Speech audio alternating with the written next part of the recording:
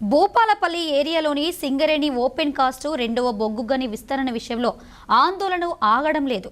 3 రోజులుగా గడ్డిగానిపల్లి గ్రామస్తులు నిరసన కార్యక్రమాలను నిర్వహిస్తూనే ఉన్నారు. తమ గ్రామాన్ని తరలించి R&R ప్యాకేజీ ఇచ్చేంత వరకు ఓసీ గనిని అడ్డుకుంటామని గని లోపల భీష్మించు కూర్చున్నారు.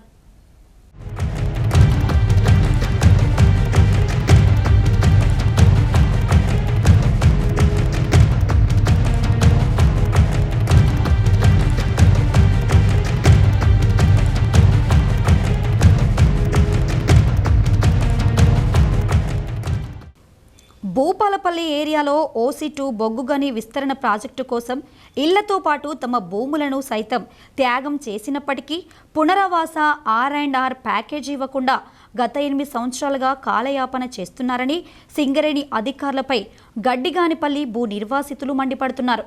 ఏళ్ల తరబడి సింగరేణి రెవెన్యూ అధికారుల చుట్టూ తిరుగుతున్నా ప్రయోజనం లేకుండా పోయింది. దీంతో గ్రామంలో ఉన్న 550 మంది భూ నిర్వాసితులకు సింగరేణి అధికారులకు మధ్య గొడవ గత నెల రోజులుగా నిత్యం కొనసాగుతుంది. ఇక తాజాగా మరోమారు పెద్ద ఎత్తున గ్రామస్తులు సింగరేణి ఓపెన్ కాస్ట్ గనిలోకి చొచ్చుకొని వెళ్లి బొగ్గు ఉత్పత్తి పనులను నిలిపివేసి గని వెలుపలే టెంట్ వేసుకొని 3 రోజులుగా ధర్నా చేస్తున్నారు. తమకు నష్టపరిహారం ఇచ్చేంత వరకు నిరసన ఆపేది లేదని కరాఖండిగా చెప్తున్నారు.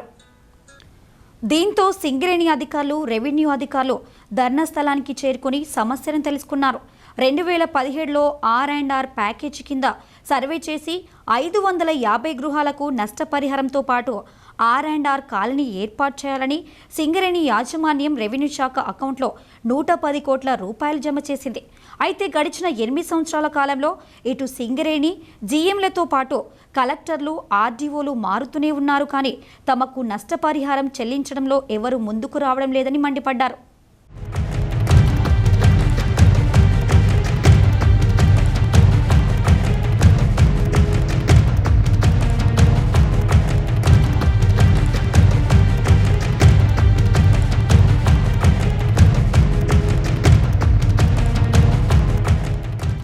దీంతో అసలు గడ్డిగానిపల్లిలో ఎన్ని గృహాలున్నాయి, అలాగే ఎన్ని కుటుంబాలు ఉన్నాయని ఆర్డీఓ మంగిలాల్, రెవెన్యూ సిబ్బంది సింగరేణి అధికారులతో కలిసి గ్రామంలోకి వెళ్లి పరిశీలించారు.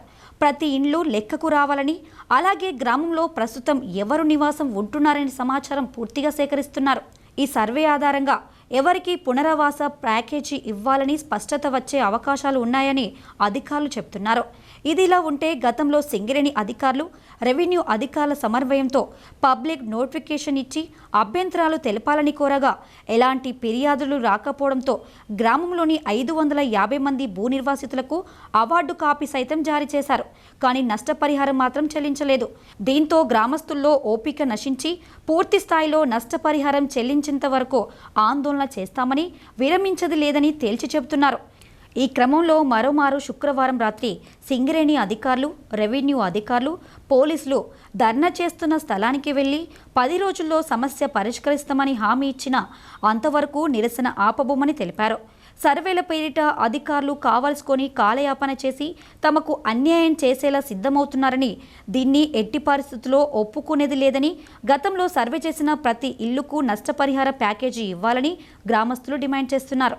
ఈ క్రమంలో సింగరేణి అధికారులకు, గడ్డిగానిపల్లి గ్రామస్తులకు మధ్య చోటు చేసుకున్న వివాదం ఎప్పటికీ పరిష్కారం అవుతుందో వేచి చూడాల్సిందే.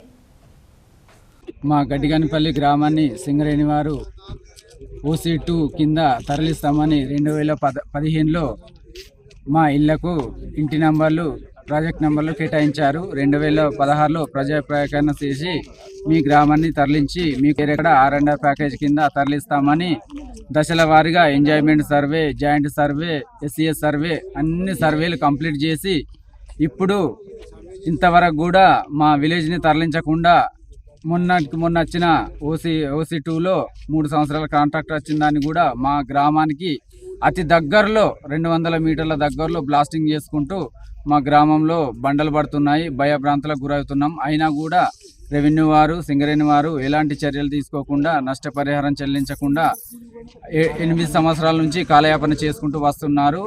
ఇక చూసి మా బాధలు భరించలేక చూసి మేము నిన్న మా నష్టపరిహారం వచ్చేదాకా ఓసీని అడ్డుకుంటామని చెప్పి నిన్నటి రోజున ఓసీని పనులను అడ్డుకోవడం జరిగింది. ఇవాటికి రెండో రోజు ఆర్డీఓ గారు, భూపాలపల్లి డిఎస్పి గారు మరియు లోకల్ సిఐ గారు వచ్చి మీ హామీలను కలెక్టర్ దృష్టికి తీసుకెళ్ళాం, చేస్తామని చెప్పడం జరిగింది. దానికి మా గ్రామస్తులం అందరి తరపున మేము మాకు నష్టపరిహారం వచ్చే వరకు మేము ఇక్కడ నుంచి వెళ్ళేది లేదు. నష్టపరిహారం ఇచ్చి మాకు అవార్డు పాస్ చేసి మాకు ఊరిని విలేజ్ని షిఫ్టింగ్ చేసేంత వరకు టెంట్ తీసేది లేదని మేము ఆర్డీఓ గారికి చెప్పడం జరిగింది. మాకు అందరికీ న్యాయం చేసేసరికి ఈ నుంచి కదిలేదు లేదు, టెంట్ తీసేది లేదని మా గ్రామస్తులందరి తరపున కోరుతున్నాము.